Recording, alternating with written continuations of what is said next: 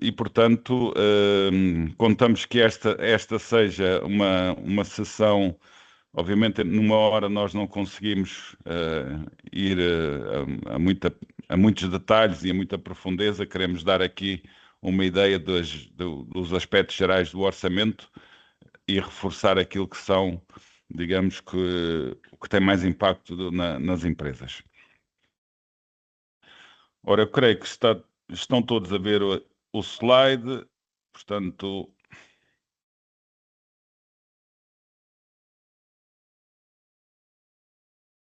Algumas pessoas não estão a ouvir. Que é que ele diz? Agradecemos o envio da cópia do CNI da nova funcionária. Então, Sim, estamos a ouvir.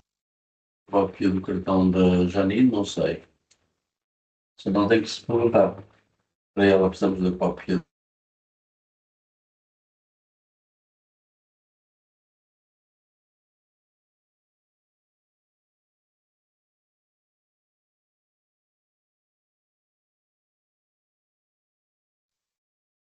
Este aí, deixa-me avisar. São coisas que. Agora mesmo que eu brilho. É isso. Peço Tem desculpa, mas não nove estou a ouvir. Eu lançamentos, penso que o são formador está com o micro desligado. Arranca-minha para o Manel.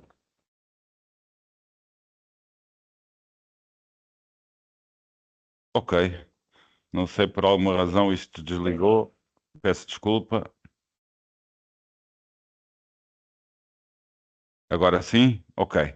Portanto, estava eu a dizer que obviamente que nós, dentro desta alimentação do tempo, não poderemos ir a muitos pormenores. Vamos tentar identificar aqui aquilo que foram os pontos mais importantes que identificamos e depois quem tiver questões pode entrar em contato connosco e ver mais alguns detalhes. Em termos de enquadramento e daquilo que são os grandes objetivos deste orçamento, basicamente o que estamos a falar é de um crescimento da economia em cerca de 6%, que tem vindo, está em linha com aquilo que tinha acontecido, ou que vem acontecendo nos últimos anos, um pouco mais acima até, e depois a questão da inflação por volta de 1%, 1,6%, que é aquilo que está previsto do ponto de vista do orçamento. Há também uma questão importante que o Governo tem vindo a fazer um trabalho nos últimos anos, que é a redução da dívida pública, portanto, baixar daquilo desde 2014, que, portanto, tem acontecido que essa dívida pública tem vindo a baixar e, neste momento, as expectativas do Governo é essa dívida pública estabelecer-se em cerca de 97% do PIB, o que abre novas possibilidades para o país, a República, digamos assim, sair dos níveis de risco e ter até possibilidades de financiamento nos mercados internacionais em condições mais vantajosas. Temos um outro aspecto que é a questão do peso de algumas rúbricas, como sejam a educação, a saúde e a proteção social. Portanto, há claramente aqui um esforço para aumentar o rendimento do setor público, portanto, das famílias, dos empregos do setor público e também dar aqui alguma estabilidade em termos daquilo que são os contratos. O orçamento, portanto, basicamente temos uma certa contenção do investimento público bruto, mas, por outro lado, temos um aumento das despesas fixas, digamos assim, nomeadamente salários, o que é também depois terá de ser visto em termos daquilo que há sempre um alerta daquilo que são as despesas fixas com a estrutura dos salários e aquilo que é o investimento público que gera outros rendimentos. Há também uma preocupação da diversificação da economia, e isto está em linha com aquilo que já era um orçamento dos anos anteriores, nomeadamente a diversificação, sair um pouco daquilo que é o foco da nossa economia, que é o turismo, e, portanto, a economia azul continua a ser a par das energias renováveis, do turismo resiliente, da agricultura de valor acrescentado e os serviços baseados em conhecimento, neste caso as tecnologias, continuam a ser setores importantes neste orçamento, com verbas alocadas para se tentar esta diversificação. E, portanto, já falamos aqui um pouco da questão da melhoria da qualidade da administração pública, considerando que há um aumento da despesa com o pessoal e, portanto, novos programas relacionados com os regimes de carreiras. A expectativa, há claramente o aumento dos gastos, espera-se, obviamente, que haja uma contrapartida naquilo que é a qualidade e que se reflita essa qualidade depois nos serviços que são prestados aos cidadãos.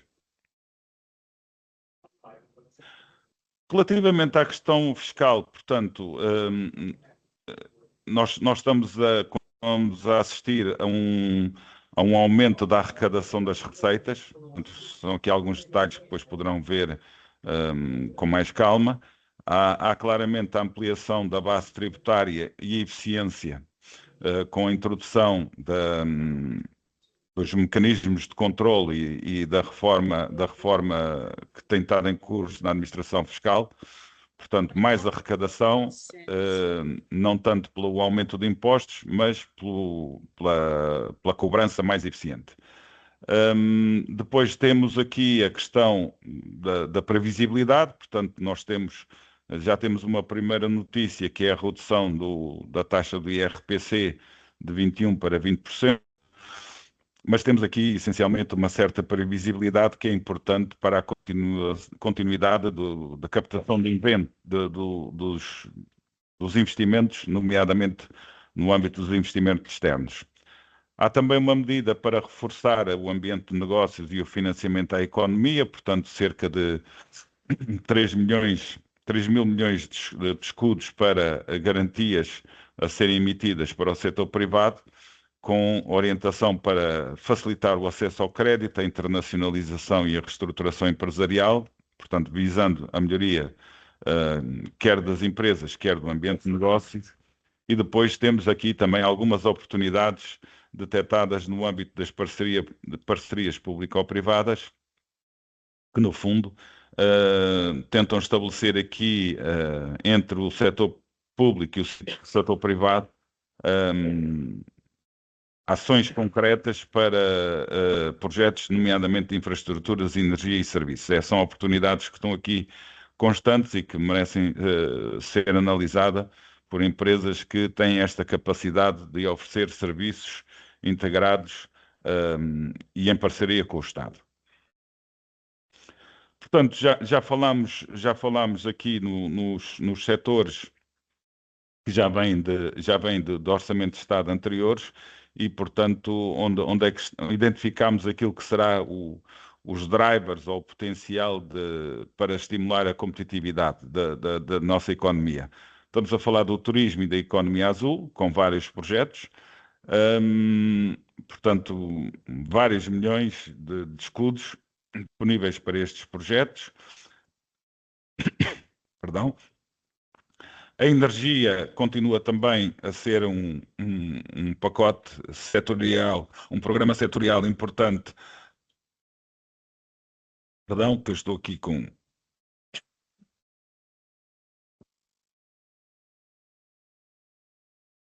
Desculpem. Portanto, estava aqui a falar da questão da energia, que continua a ser um setor importante.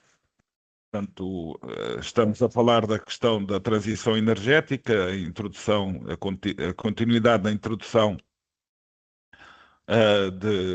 de mecanismos de produção de energia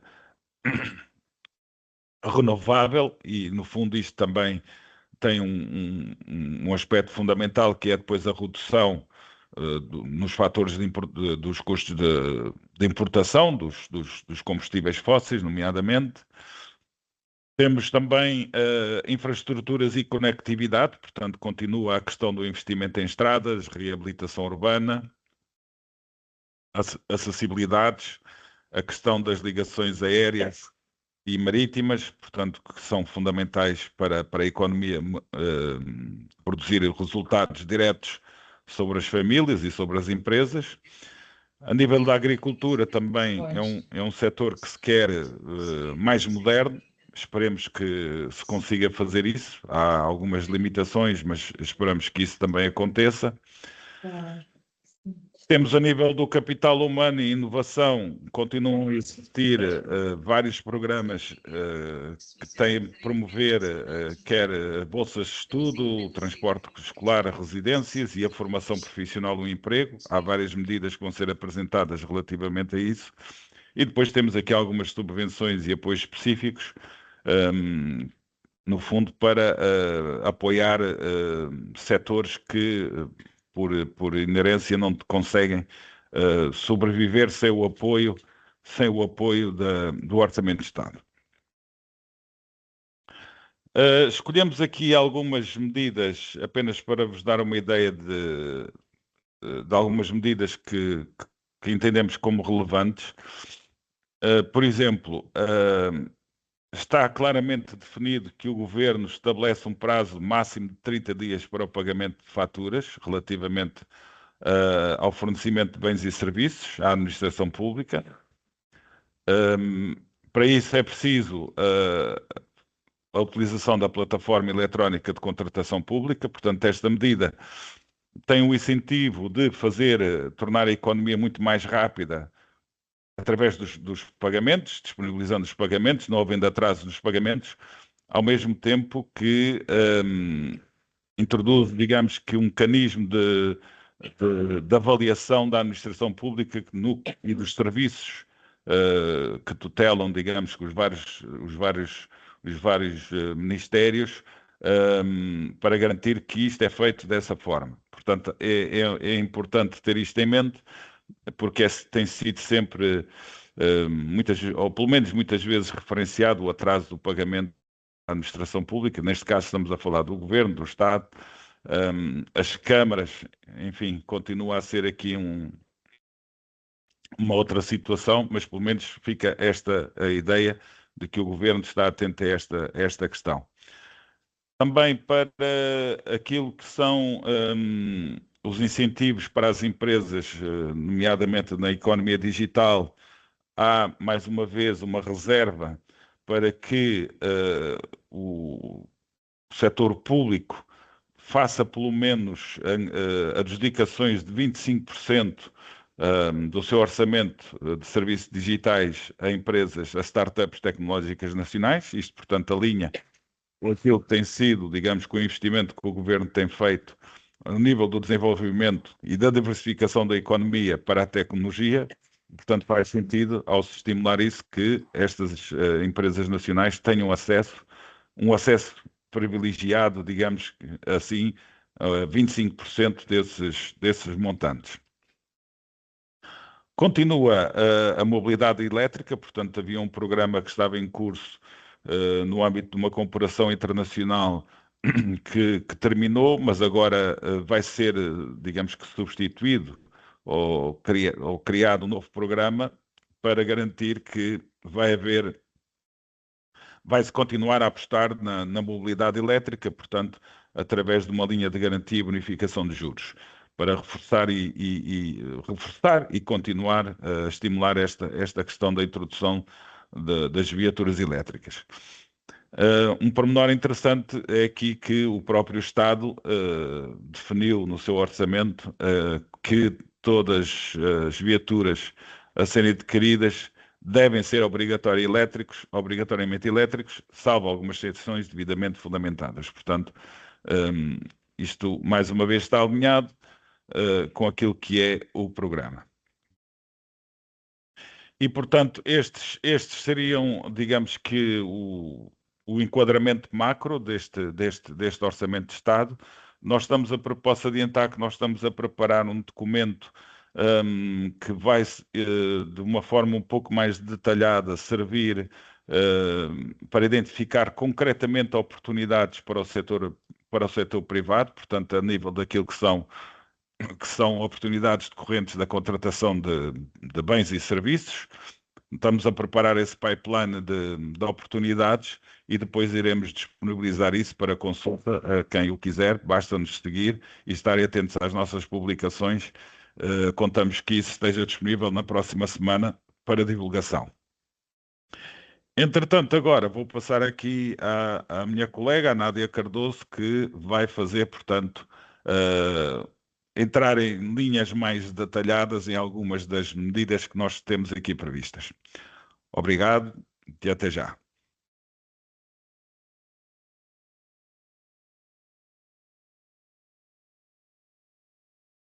Muito bom dia a todos, votos de um excelente 2026. Vou só partilhar aqui o material, um minuto.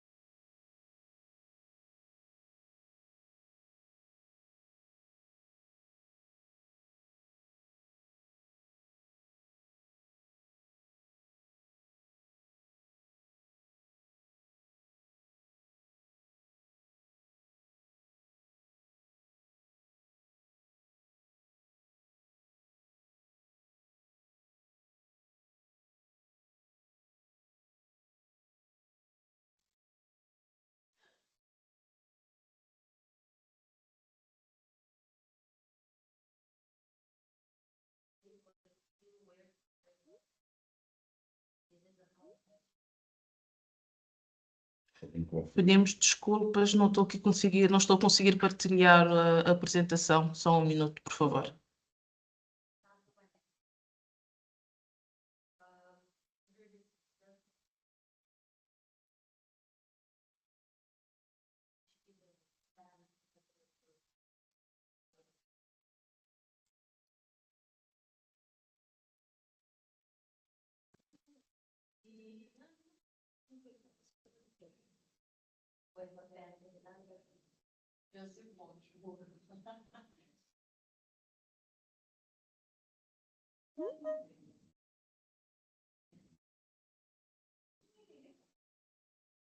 Ok? Colegas, confirmem só, por favor. Portanto, peço desculpa, bom dia a todos mais uma vez. Vou pedir aqui desculpas antecipadas porque estou com uma tosse seca e no meio da apresentação posso ter aqui, portanto, uma pequena crise. Espero que todos estejam a ouvir e a ver a apresentação. Vou começar por partilhar aquilo que são as principais alterações legislativas. Para 2026 não houve muitas alterações. Houve mais manutenções das medidas e dos incentivos fiscais que existiram em orçamentos anteriores. Em termos de alterações de lei, como o colega mencionou, a mais significativa que temos nós é a alteração da taxa de IRPC, que passou de 21% para 20% para 2020. Isso significa que as contas de 2025 ainda terão de ser apresentadas com a taxa de 21%. Em termos do imposto sobre o valor acrescentado, o IVA, a alteração mais significativa que teve foi no artigo 32, que é a emissão de faturas, que veio estabelecer regras de emissão de faturas para empresas que estão nas zonas francas. Portanto, não é alterações, mas apenas uma clarificação daquilo que são as regras para a emissão das faturas das empresas que estão sediadas nas zonas francas. Portanto, todas as empresas das zonas francas devem emitir os documentos fiscais relevantes por via eletrónica e esses documentos fiscais devem conter obrigatoriamente um conjunto de elementos. Esses elementos são o QR Code e identificação único do documento, informações do cartão de embarque do passageiro, o código da estância aduaneira, o número de registro e a data do embarque. Portanto, são essas as principais alterações. Também em sede de IRPS foi introduzido uma novidade, não houve alteração direta ao código, mas o que aconteceu foi, portanto, como todos nós sabemos, a obrigação ou o fato gerador da retenção na fonte é o pagamento.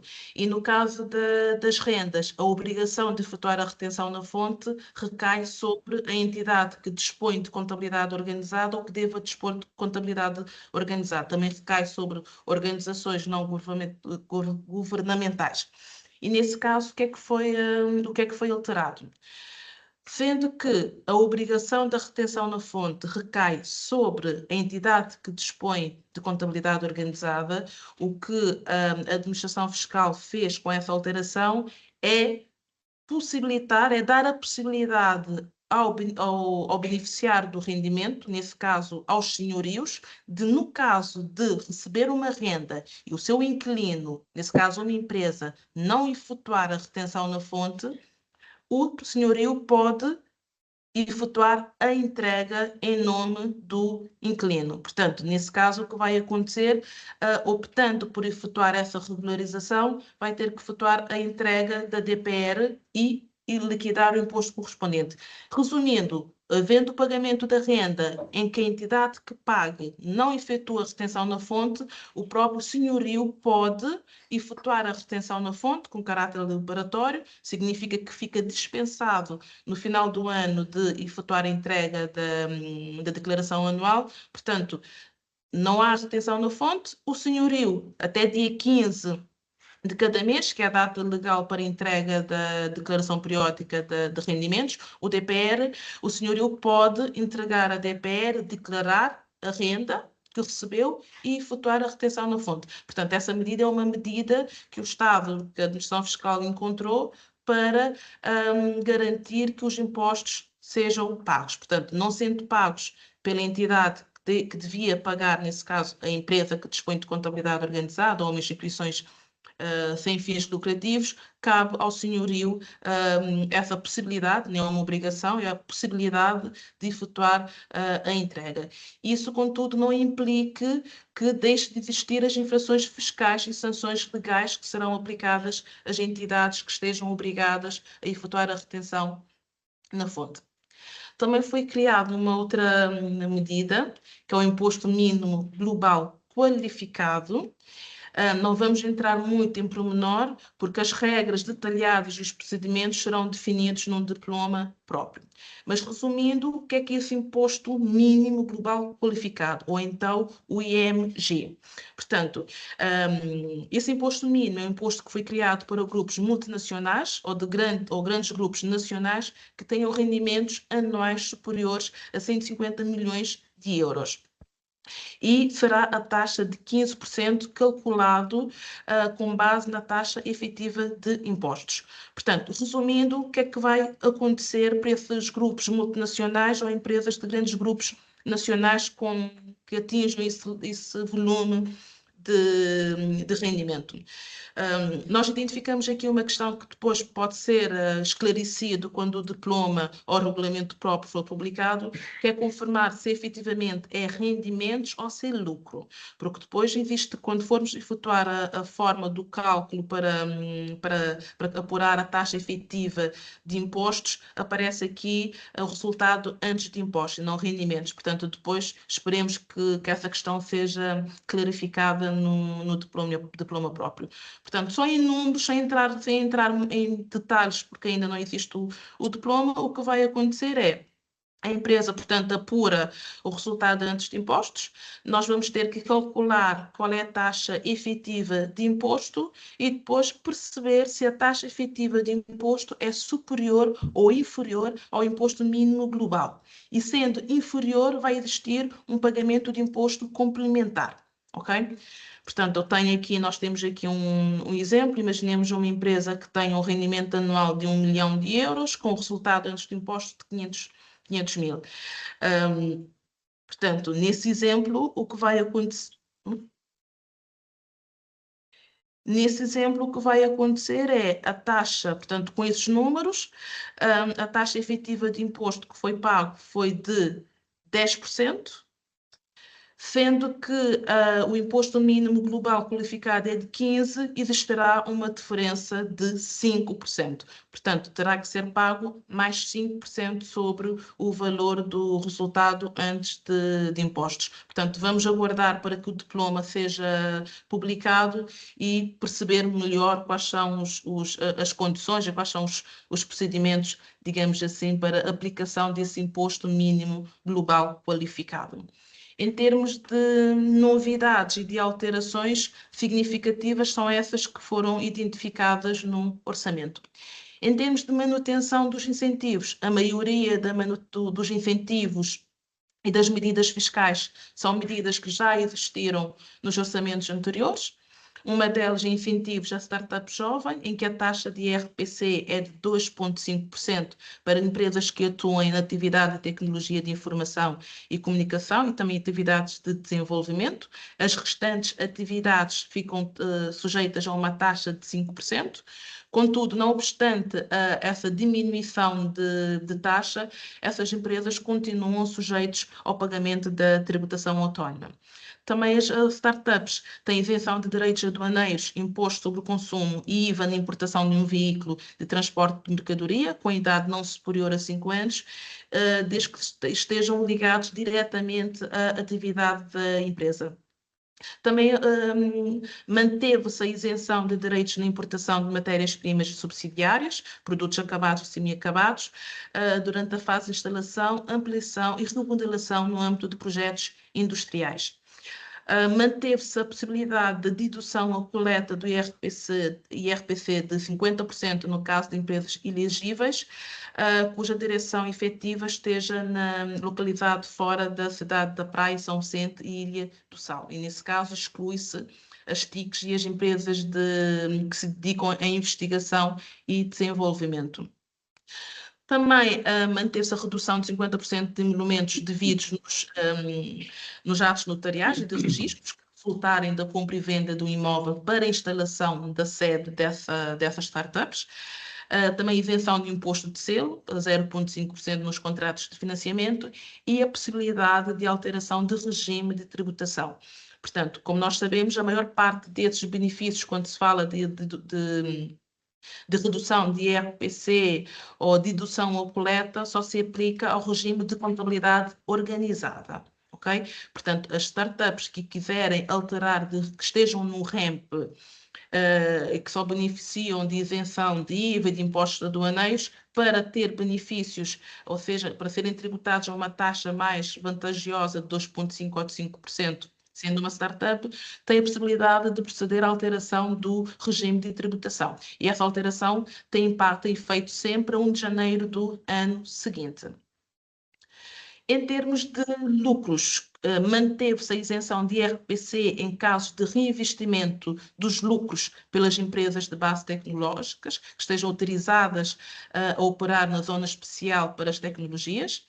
Para esse reconhecimento, as empresas têm que apresentar um investimento em investigação e desenvolvimento igual ou superior a 7,5% da faturação do ano anterior. As empresas que desenvolvem atividades de investigação têm de criar, portanto, ou melhorar os produtos, serviços ou os processos. São essas empresas que são elegíveis para efeitos de reconhecimento. Em termos de financiamento das empresas, as empresas que entrem no capital social, portanto, que participem no capital social de empresas sediadas em território nacional que têm uma média do PIB per capita nos últimos 3 anos inferior à média nacional, empresas elegíveis enquadradas no programa Startup Jovens e nas micros e pequenas empresas, podem beneficiar de uma dedução à coleta de até 2% do valor do aumento. Imaginemos que uma empresa em Cabo Verde decida investir ou participar no capital social, não ter de investir, mas participar no capital social de uma empresa que é elegível para ser enquadrado no programa Startup Jovem. Imaginemos que o valor que é entrada no capital social seja de 5.000 contos. Portanto, 2% desse montante da entrada no capital social pode ser deduzido a coleta. Só uma nota aqui, quando estamos a falar de deduções, a coleta ou de tudo que é benefícios que tenham depois impacto diretamente na matéria coletável ou imposto final a pagar, a empresa tem de cumprir determinados critérios. E um desses critérios para usufruir dos benefícios fiscais é não ter dívidas fiscais. Isso é um dos requisitos principais. Portanto, não ter dívidas fiscais e também não ser tributados pelo metro indireto. Em relação ainda a um outro benefício, que nesse caso funciona por majoração, portanto, clarificando o termo majoração, é quando um custo contabilístico é aumentado para efeito fiscal. Exemplo, tenho um custo 100 na contabilidade, mas para efeito fiscal aquele custo será aumentado em 30%. Portanto, contabilisticamente o custo é de 100, mas para efeito fiscal é de 130. Portanto, tudo que for gastos relacionados com a obtenção, extensão da acreditação, isso no âmbito do processo da gestão de qualidade, ou então também no registro de logótipos, marcas e desenhos, tem uma majoração em cerca de 30%. Portanto, imaginemos que para a certificação na gestão de qualidade tem um custo contabilístico de 200 contos. Significa que para efeitos fiscais esse valor será aumentado em mais 30% e automaticamente terá impacto no imposto final a pagar. As micros e pequenas empresas, portanto, as REMPs, também podem beneficiar dessa medida, não através da majoração, porque como não têm contabilidade organizada, não podem efetuar deduções, mas vão beneficiar através de uma comparticipação no âmbito do programa de assistência técnica. Em termos de software, de contabilidade, de faturação, manteve-se o benefício, que também funciona por majoração, por um aumento do custo. Portanto, esse aumento do custo é em 30% e inclui a migração de software, a formação, parametrização e também sistemas e certificado digital. Imaginemos que, e inclui, portanto, também a compra de equipamentos. Imaginemos que fazem a compra de um computador para uma nova unidade de negócio, vão instalar o programa de faturação e tem um custo com esse equipamento e também com software. Portanto, esse custo para efeito fiscal será aumentado em 30%. A única nota que queremos aqui deixar é em relação a equipamentos, porque em termos de custos, tem o valor do custo de aquisição e depois tem o custo fiscal. E quando se fala em majoração, é com base em custos contabilísticos. Um computador pode ter, portanto, o equipamento, nesse caso, por exemplo, um computador pode ter um custo de 100, que é o valor da aquisição, mas já sabemos que, para efeitos contabilísticos, nós vamos ter que imputar o custo ao longo do ano. Portanto, o benefício não será sobre 100, mas apenas sobre o valor da depreciação que for reconhecido no período. E tudo que é benefícios fiscais, depois terá que ter o devido reflexo na declaração anual de rendimentos. Também incentiva a digitalização de empresas, portanto, vai funcionar através de um cofinanciamento para assistência técnica, que terá como objetivo diagnosticar e verificar estudos de viabilidade para a digitalização, que terá como principal objetivo identificar as áreas onde a tecnologia pode aumentar a eficiência e a competitividade das empresas. E destina-se a micro e pequenas empresas com mais de 3 anos de atividade em Cabo Verde. Em termos de incentivos à contratação, portanto, nós aqui vamos ter, em termos de contratação, tem desempregados, jovens e estagiários, em manutenção dessas medidas, e depois vai depender muito, por exemplo, damos muito esse exemplo, porque existem benefícios que operem por dedução à coleta, que é o valor que vão pagar, podem deduzir diretamente o montante por cada contratação, ou também pode funcionar através da dedução à matéria coletável. Aqui cabe a cada uma das empresas fazer as contas e perceber qual que é mais vantajoso, se é a dedução ou coleta ou se é através de majoração, que será deduzida a matéria coletável. Portanto, a empresa que contratar um desempregado que esteja inscrito no centro de formação, no IFP, tem direito a deduzir 20 mil escudos por cada contratação do empregado. Portanto, essa dedução vai ocorrer a coleta. Mas, nesse caso, o contrato terá que ser, o contrato a celebrar com esse desempregado, digamos assim, tem que ser um contrato com a duração mínima de 12 meses. Se por algum motivo a duração do contrato for por um período inferior, a empresa fica obrigada a restituir a dedução que fez de forma indevida. Esse benefício é aplicável também às empresas que estão enquadradas no REMP, mas nesse caso não através de dedução à coleta, mas através de uma comparticipação do Estado na contratação. Um dos requisitos principais é não existir a eliminação de postos de trabalho. Caso contrário, perdem o benefício.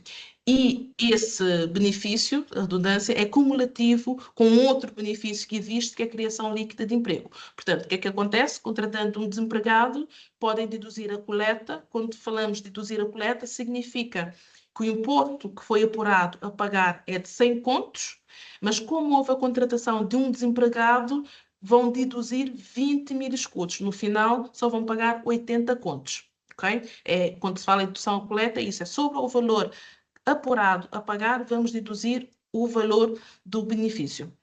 Também existe aqui um outro que tem a ver com a contratação de jovens com idade igual ou inferior a 35 anos para o primeiro emprego. Nesse caso, existe o programa, que é o Programa de Apoio à Contratação, em que o Estado comparticipa em até 50% do salário durante 12 meses e com limite de até 25 mil escudos. Contrata um jovem para o primeiro emprego.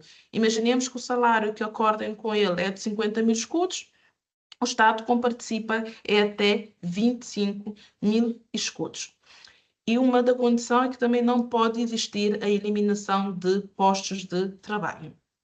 Estagiários têm dois tipos de benefício. Tem o benefício que opera por dedução à coleta ou por majoração.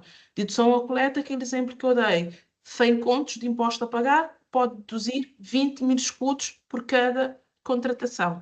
Por majoração é quando apura o custo total com o estagiário naquele ano e pode deduzir até 50% dos custos.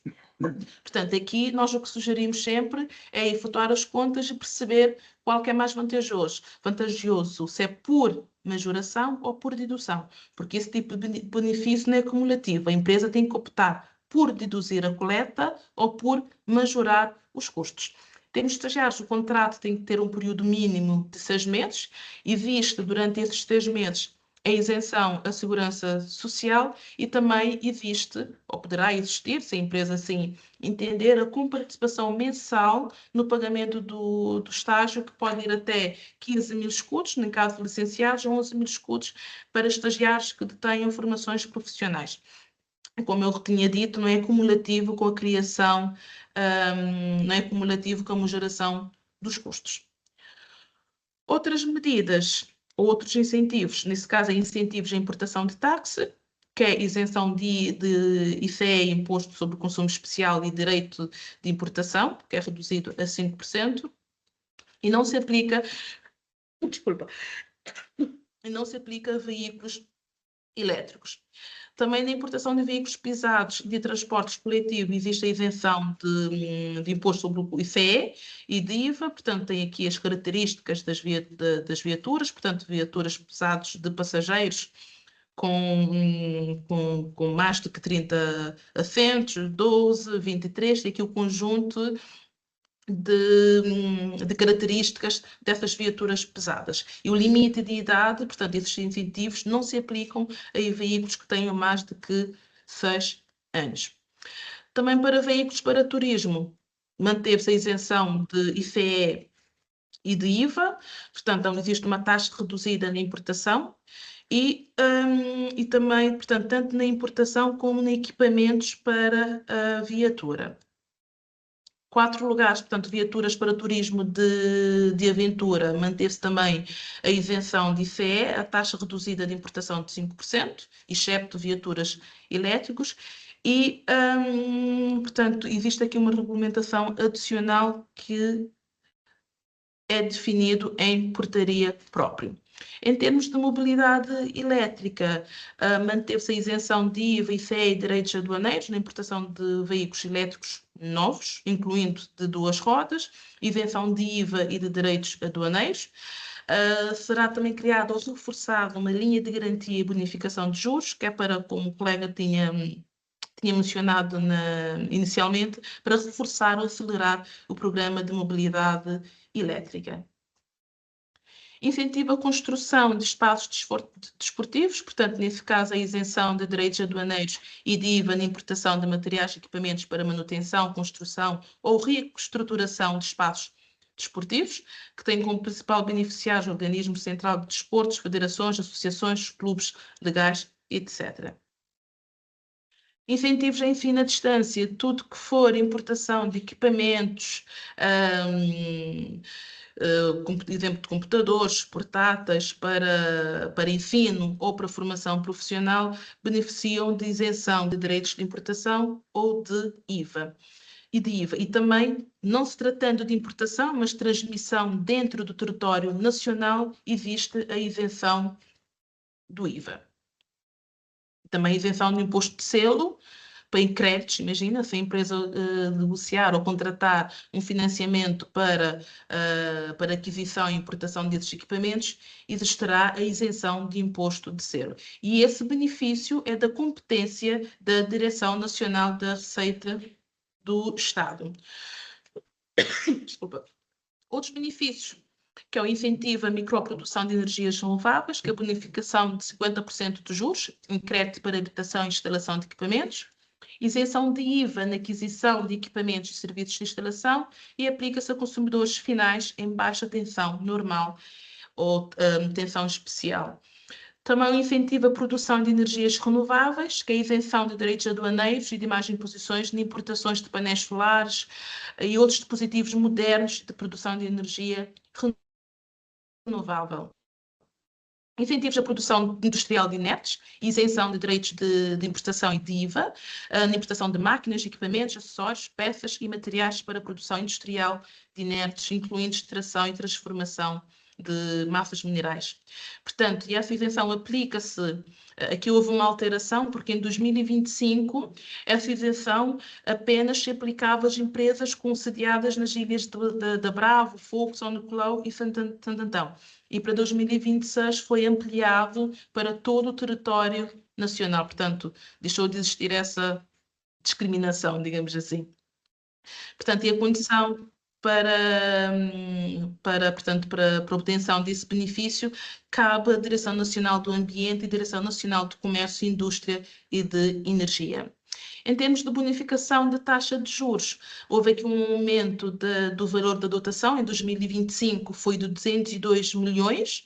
Esse ano esse ano é de 402, portanto houve aqui uma duplicação do valor da dotação e é destinada à bonificação de juros em créditos relacionados com políticas de incentivo à habitação, microprodução de energia e linhas de crédito a startup. Em termos de financiamento da tarifa social e de água, manteve-se o valor da dotação orçamental, o mesmo que foi definido para 2025, e destina-se a financiamento da tarifa social de fornecimento de energia elétrica e o de abastecimento de água. O alívio fiscal no consumo de eletricidade e água, manteve-se a redução do IVA para eletricidade e água potável a taxa de 8%. Só uma nota, não sei se tinham tomado atenção no Orçamento de Estado para 2025 e considerando que estamos no fecho de contas, ou já iniciamos o fecho de contas de 2025, queremos chamar aqui a atenção que no Orçamento de 2024, para além dessa medida que é a redução do IVA, o Estado também concedeu a possibilidade da majoração dos custos em 130%. E em 2025, essa medida foi retirada. Ok? Portanto, aqui só queremos deixar a nota, caso não tenham percebido dessa alteração em 2025, como se trata de um incentivo ou de uma medida no âmbito do orçamento, não significa que é uma medida... Desculpa. Que é uma medida eterna. Portanto, se alguma das empresas que estão aqui presentes já fizeram o apuramento ou a simulação do resultado de 2025, é verificar se consideraram a majoração de custos com eletricidade e água. Se sim, deve ser feita essa correção, porque desde 2025 que deixou de ser, que deixou de existir esse benefício. Portanto, aqui é uma novidade, que é a promoção do acesso à habitação, que é um programa que está ancorado em 3 eixos, com o principal objetivo de reabilitação da habitação e promoção da segurança habitacional, o mercado de arrendamento e a construção e aquisição de habitação. Portanto, esse programa traduz um conjunto de medidas, entre elas a garantia do Estado para viabilizar créditos de habitação própria, bonificação da taxa de juros até 55% para o regime jovem e até 50% para o regime geral. Foi aumentado o valor da dedução de encargos da renda e de financiamento, portanto, isenções para pessoas singulares, contratos notariais e de registro, imposto de selo no processo de financiamento para aquisição da viatura.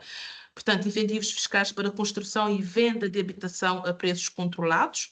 Aqui ainda não ficou muito claro como é que será, mas o que o diploma diz é que será criado da mesma semelhança de que existe com o crédito ou investimento, no âmbito de investimento, mas nesse caso a pessoas singulares, deduzimos que poderá existir um crédito com base no valor da construção, no valor da aquisição, que poderá ser deduzido depois ao IRPS.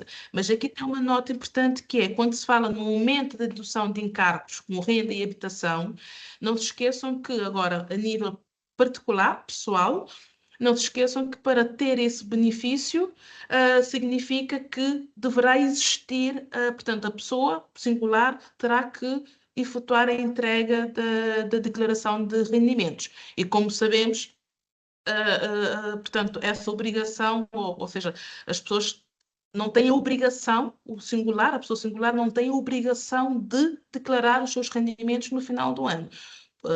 Só declara se optar por declarar. Portanto, imaginemos no caso dos salários, como é categoria A, não existe essa obrigatoriedade. Entretanto, se a empresa optar por declarar, e se existir aqui custos com aquisição aquisição de uma habitação própria, pode beneficiar desses encargos. Outras, portanto, nesse caso não é medidas, portanto é taxa específica sobre o tabaco. Houve um aumento antes era 150, passou para 180. No caso do imposto sobre consumos especiais, cerveja manteve-se a taxa específica por litro 20 escudos, vinho 30 e bebida espirituosa 100. E a taxa de carbono manteve-se a mesma taxa criada, portanto não houve alteração. Em termos de desembaraço aduaneiro simplificado, manteve-se o valor de 3.000 escudos por envio. Antes de terminar, eu só queria aproveitar aqui um momento, como nós estivemos a falar de benefícios fiscais, e a maioria a manutenção dessas medidas tem a ver com benefícios, portanto, e benefícios que têm impacto direto no final do ano são os benefícios que funcionam por dedução ou coleta ou por majoração. E aproveitando a altura do final do ano, do fecho de contas, como sabemos, o prazo legal para apresentação de contas é até 31 de maio, mas a Assembleia Geral para aprovação de contas ocorre até 31 de março. E o cuidado que nós queremos aqui deixar é analisem as contas, verifiquem se efetivamente os números que vos são apresentados correspondeu àquilo que foi a realidade da empresa durante 2025, verificar se, imaginemos, o da exemplo dos estagiários, se a empresa contratou estagiários, garantir que a dedução desse custo está considerado no modelo 1B. A parte da majoração com eletricidade e água, como eu já disse, já não se aplica, temos que cortar. A taxa ainda é de 21%, porque os 20% só se vai aplicar em 2026. Verificar se os números fazem sentido, se são os números reais. garantir que todas as vendas que foram emitidas, todas as transmissões e todas as prestações de serviço que foram efetivamente declarados, verificar, aqui em termos de capital próprio, verificar se a empresa está a cumprir com a regra que está disposto no Código das Sociedades Comerciais, que é a manutenção do capital próprio.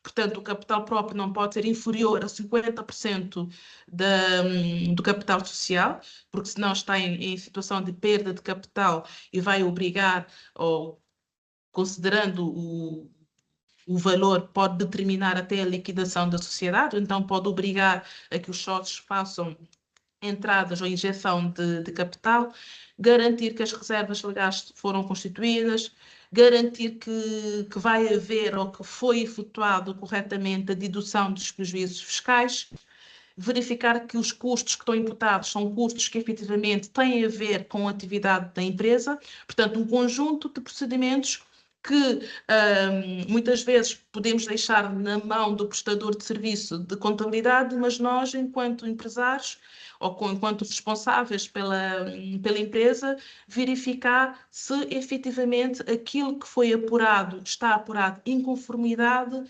e garantir assim problemas futuros. Ou seja, é dedicar um bocadinho de tempo e essa dedicação do tempo não é só no final na altura do fecho de contas. Portanto, deve existir aqui uma política de análise das informações ao longo do ano, porque se existir essa prestação de informação e essa análise, as administrações financeiras e a análise da contabilidade, o fecho do ano é um processo muito mais fácil e evita surpresas.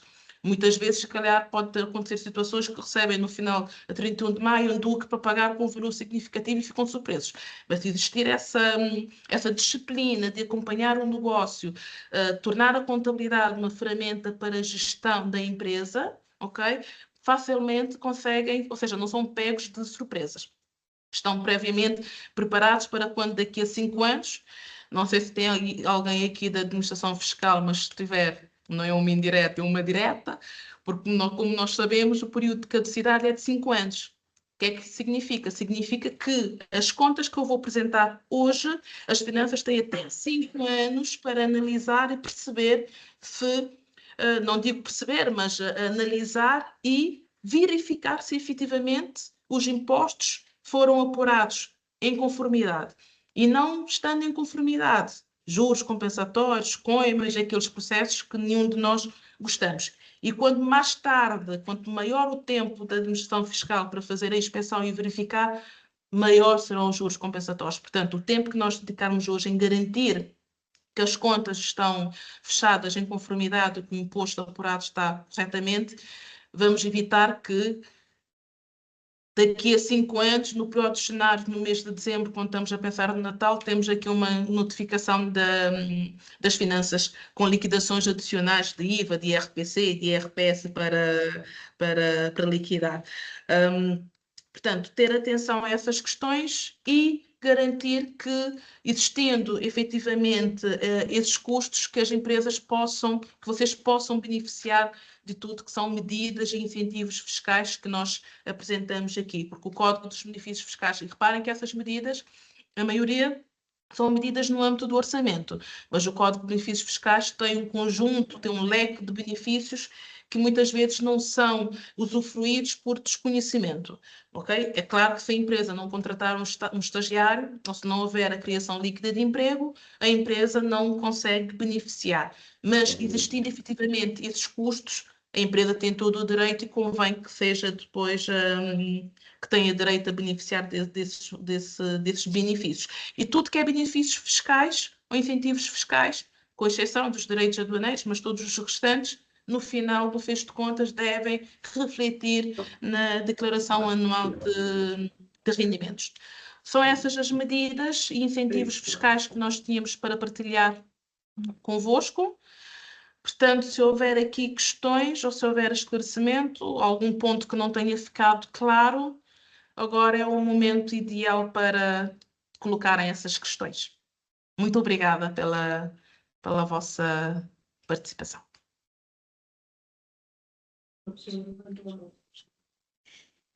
Bem, deixa-me só ver. Sim, é o MAP. Esteja à vontade. Não sei se quer colocar em viva voz ou se quer deixar aqui a mensagem no chat. É como pretender. Alô? Alô? Bom dia. Bom dia.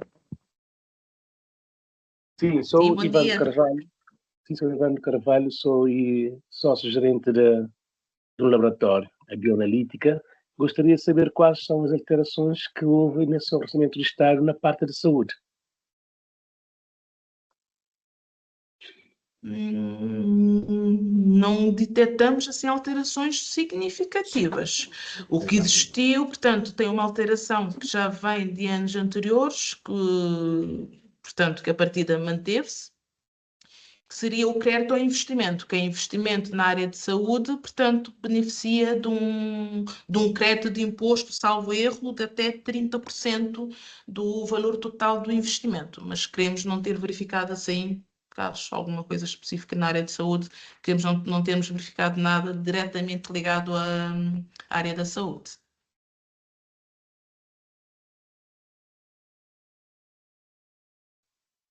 Mais uma pergunta aqui. É que, pronto, nós somos uma empresa da parte de investigação. Da parte de investigação, então, onde desenvolvemos alguns reagentes. Então, queremos saber quais são os benefícios que podemos ter nesse ramo, porque aqui não há legislação que regula um laboratório, por exemplo, de investigação. Já temos 2 registros de patentes, queríamos saber quais benefícios que temos e também na questão de internacionalização da empresa. Que no concreto é que vamos ter.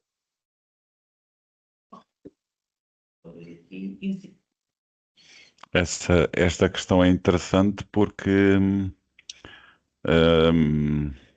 há um benefício relacionado com a investigação, mas implica que haja investigação e desenvolvimento, mas implica que haja um envolvimento por exemplo, de doutorados. Agora nós podemos ver isto um bocadinho mais em detalhe em função desta especificidade. Ainda por cima, se vocês têm aqui registro de patentes, isso é um bom sinal,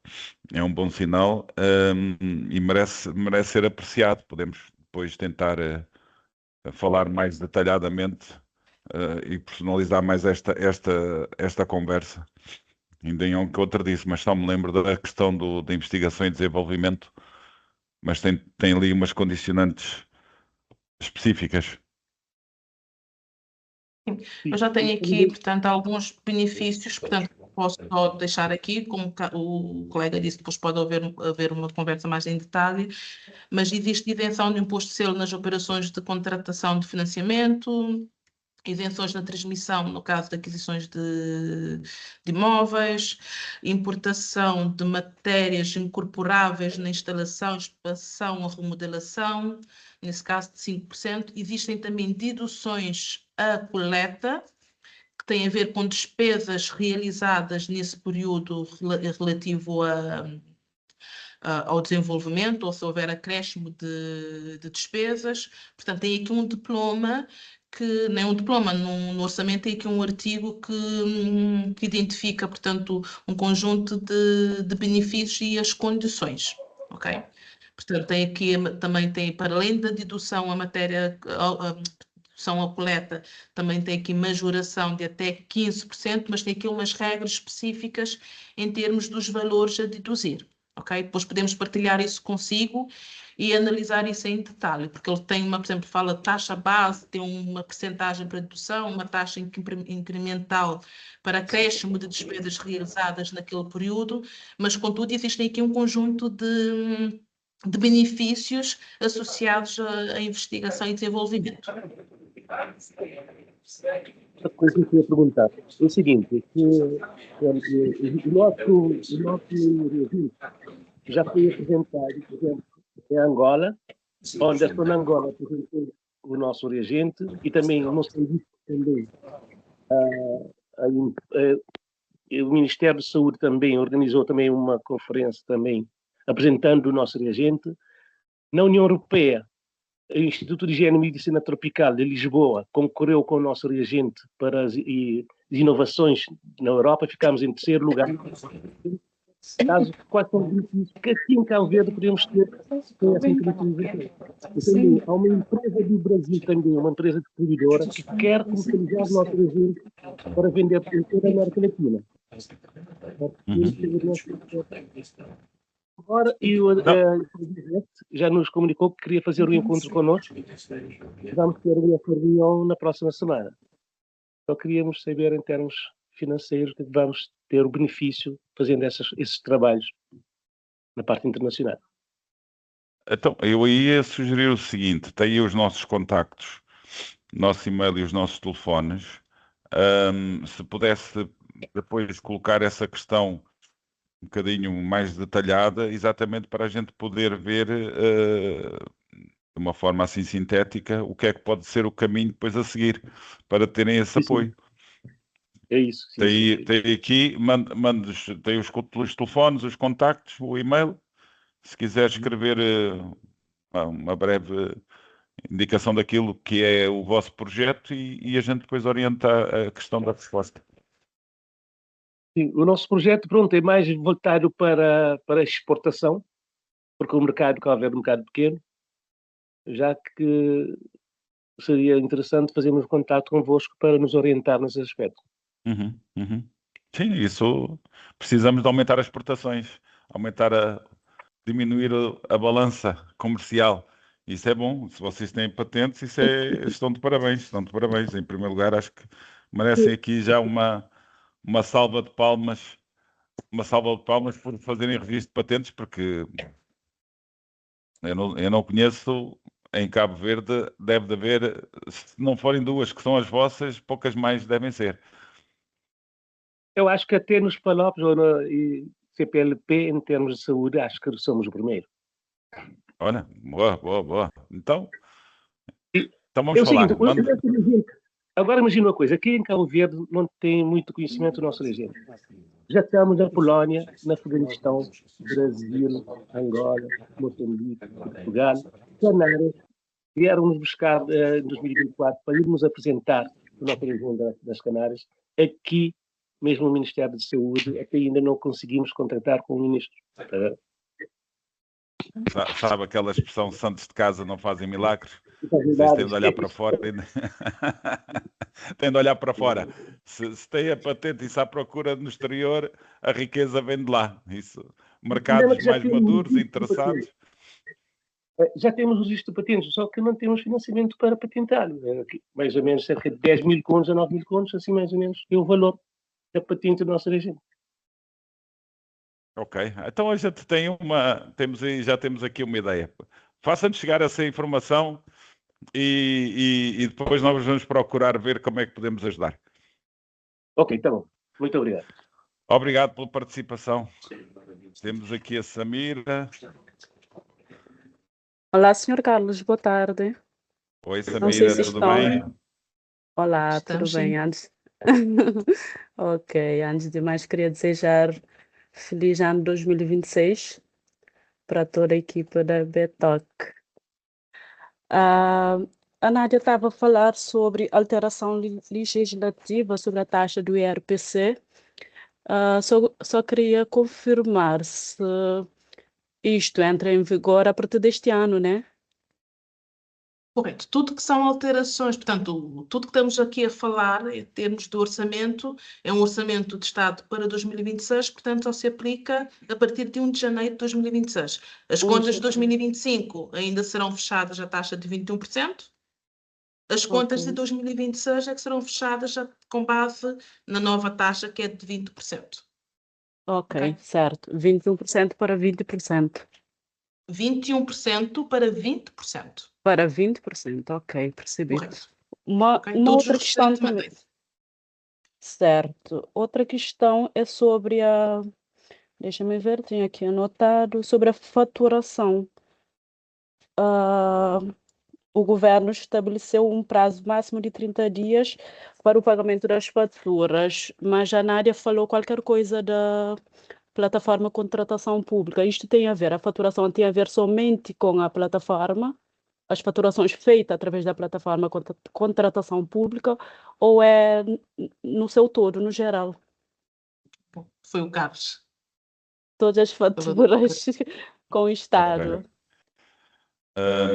Bom, a intenção é que o pagamento seja efetuado em 30 dias, portanto, o compromisso do Estado é esse. E claro que depois faz a referencial à questão da contratação por ser pela plataforma. Mas o objetivo é que o pagamento seja todo ele efetuado em 30 dias. Nós a informação que temos, até de encontros que já tivemos com a Direção-Geral do Tesouro a propósito disto, é que muitas vezes o estrangulamento, digamos assim, do pagamento não fica na própria Direção-Geral do Tesouro, mas fica nos serviços que fazem este seguimento. E aqui o Orçamento de Estado define claramente que os diversos serviços que fazem a aprovação têm prazos, por exemplo, o prazo para a aprovação tem 3 dias e assim sucessivamente, e o Tesouro tem 15 dias. Portanto, deveria ser assim. Esperemos que este ano seja concretizado dessa forma. A indicação que nós temos do Tesouro é que tudo aquilo que o Tesouro tem é rápido a efetuar os pagamentos. Muitas vezes o tempo está até chegar à Direção-Geral do Tesouro. Ok. Então, isso acontece com tudo que o Tesouro tem, digamos, na mão, né? O Tesouro tem uma fatura, eles têm até 30 dias máximo que é para despachar a fatura. É isso. Não, o Tesouro faz só o pagamento e tem 15 dias para o fazer. A partir do momento em que as empresas submetem a fatura, o DGPOG, os serviços que estão do Ministério, por exemplo, que está a fazer a contratação, digamos que tem um prazo máximo entre os vários serviços, depois podemos partilhar, mas há uns que têm, na generalidade são 3 dias. Um serviço tem 3 dias, outro tem 3 dias, outro tem 3 dias e o Tesouro tem 15 para efetuar o pagamento. Portanto, no total, no prazo total máximo de 1 mês. Máximo de 30 dias. Ok. Outra questão é sobre... E há aqui um pormenor interessante. Se for através da plataforma, é possível que cobrar juros de demora em caso de atraso de pagamento. Podemos cobrar juros de demora? Sim. Eu confesso que quando estamos a ver isto, temos agora o trabalho de ver aqui a questão da plataforma da contratação pública. Não sei se alguém tem aqui alguma experiência nisso. Confesso que nós não temos, mas vamos investigar isso. Vamos investigar como é que está a funcionar o sistema e tentar obter informações adicionais. Por acaso, nós usamos a plataforma várias vezes através dos concursos públicos. E a função pública, os concursos agora da função pública é somente através da plataforma. Ok. É por isso o nosso interesse. Uma outra questão Muito também bem. que falaram é sobre alteração em benefícios. Houve isenção, diminuição de algumas taxas em várias áreas, só não houve nada em relação à nossa área. O senhor Carlos tem algum ponto da nossa área? Não? Creio que não, daquilo que é o vosso setor, creio que não, se bem que está em curso um projeto de harmonização das taxas aduaneiras com a CDAO, é um projeto que está em curso e provavelmente aí irão decorrer algumas alterações, mas é um projeto que está em curso, há aqui as questões da integração regional estão em curso e provavelmente, talvez durante o ano, mais lá para o final, haverá novidades quanto a isso. Está bem, está certo. Tá, então era isso. Obrigada. Obrigado, Samira, pela questão. Não desistam já, temos aqui o Leonardo Cunha e depois gostávamos que pudessem responder ao inquérito que era para melhorar isto. Vamos ouvir aqui a pergunta do Leonardo e já partilhamos o link para responder ao inquérito. Olá, bom dia, tudo bem? Bom dia, Leonardo. Para confirmar, bom dia, era Dia. para dizer um bom ano a todos. Estive muito atento na apresentação da Nádia, só cumprimento também. Em todo o caso, como vocês sabem, eu trabalho muito com o setor social, estou sempre atento àquilo que são os incentivos para essa área. E o que me chamou ali a atenção foi duas áreas que talvez vocês possam ajudar em termos de interpretação. Primeiro, os incentivos à contratação, porque os dois incentivos que estão lá é ou contraparticipação para o REMP, ou dedução na carga fiscal após a declaração de impostos para as empresas de contabilidade organizada. Como vocês sabem, as associações sem fins lucrativos não têm, portanto, não fazem pagamento desse tipo de imposto, apenas fazem outro tipo de impostos, como é óbvio. E fico aqui com alguma questão se há algum tipo de previsão de incentivo à contratação para a associação sem fins lucrativos. Por acaso é engraçado porque acabei de contratar uma pessoa com uma associação sem fins lucrativos e não faço a mínima ideia se terei direito a este tipo de apoio. Provavelmente não, porque era uma pessoa que estava contratada, despediu-se para entrar. Nesse caso em concreto não terei direito a esse incentivo. Mas fica aqui um bocado por esclarecer esta questão da sociedade civil e as associações sem fins lucrativos. Nós até temos interesse em ter contabilidade organizada, até por causa do acesso ao financiamento, sempre ajuda. Outra questão também fiquei aqui com algum esclarecimento tem a ver com a formação profissional, porque efetivamente também poderão ter haverá associações sem fins lucrativos para a formação profissional. Gostaria que vocês também me pudessem ajudar a perceber se esse tipo de incentivos para a área da formação profissional também está a incluir organizações da sociedade civil, como na direção da mesma pergunta que fiz anteriormente. É isto. Obrigado.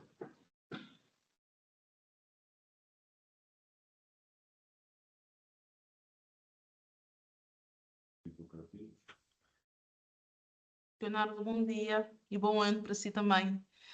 Portanto, o que eu posso aqui confirmar, por acaso não tenho, sou sincero, não tenho aqui a certeza, porque eu tinha a ideia que era só contabilidade organizada e REMP através da comparticipação. Eu posso verificar aqui num programa de apoio à contratação e também no artigo do orçamento se tem algum benefício, ou seja, se existe comparticipação para casos portanto, de entidades sem fins lucrativos, ok?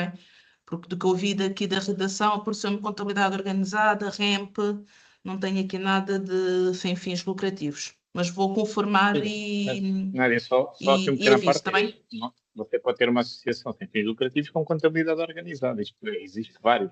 Aliás, até a Bitoc tem alguns clientes nesta ótica. Imagino para a Federação de Futebol ou o Comitê Olímpico, ou são associações sem fins lucrativos com contabilidade organizada. Algumas delas até muito mais rigorosa que qualquer empresa, porque são feitas auditorias externas através da PricewaterhouseCoopers, e depois era importante perceber em questão da contabilidade organizada, porque depois não existe o pagamento ou liquidação de impostos associados àquilo que serão as deduções fiscais realizadas à coleta. E fica aqui esta questão no ar. Sei que há aqui uma nova legislação que provavelmente sai este ano, relativamente às organizações da sociedade civil. Espero que seja mais esclarecedora para esta área. Fica esta dúvida, Nádia, se puder depois fazer a sua interpretação.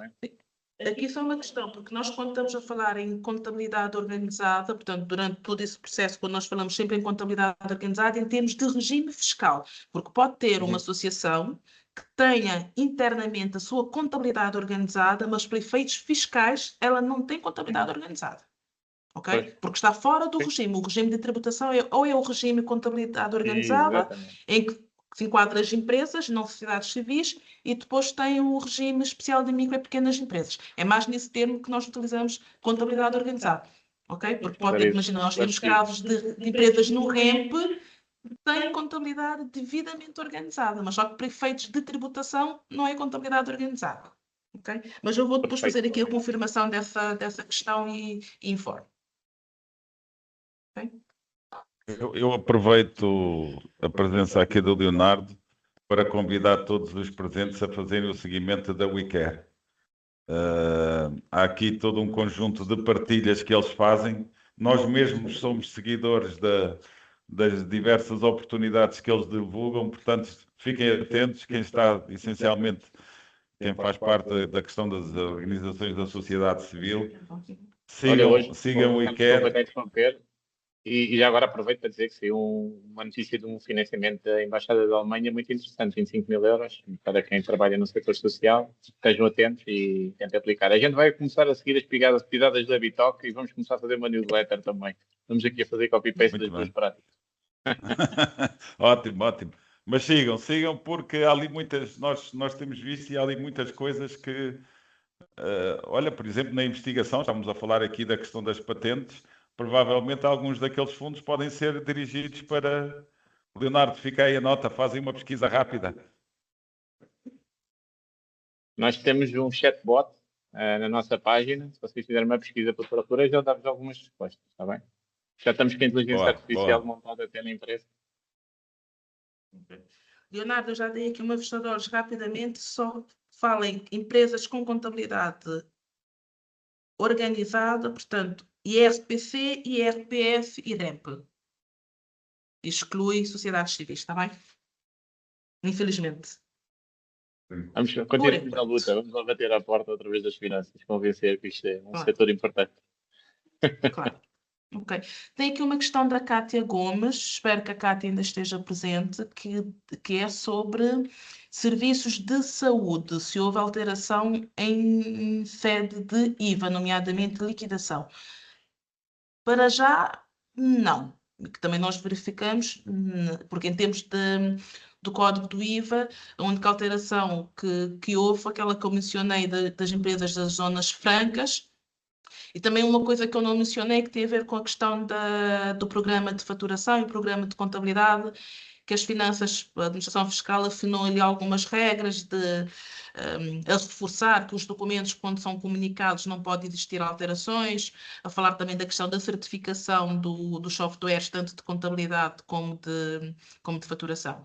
No termo concreto, a área de saúde é uma área que é isenta de IVA. Ok? Portanto, continua a isenção total em sede de IVA. Portanto, não há liquidação da mesma forma que também não têm direito à dedução do IVA, a não ser que estejam a prestar algum serviço ou alguma comercialização de algo que não esteja relacionado diretamente com a saúde, que possa ser considerado, por exemplo, algum tratamento de luxo, alguma transmissão de bens. Mas, portanto, a área de saúde por si só é uma área que é isenta da liquidação do IVA. Espero ter esclarecido. Okay. Bom, e isto daria muito mais tempo para conversa e resposta a perguntas. Vamos só pedir que possam responder rapidamente ao questionário e agradecer pela vossa participação e pelo interesse. Se quiserem, através dos nossos contactos, depois podem colocar questões adicionais ou alguma pergunta, entrar em contacto diretamente connosco, estamos sempre ao dispor. E em meu nome, em nome da Nádia e toda a equipa que está aqui a dar suporte da Bitoc, muito obrigado e um bom ano para todos, mais uma vez. Muito obrigada e bom ano a todos. Obrigada. Obrigado, Valdir. Obrigada. Muito obrigado. Obrigado. Obrigada. Bom ano para Bom todos. dia.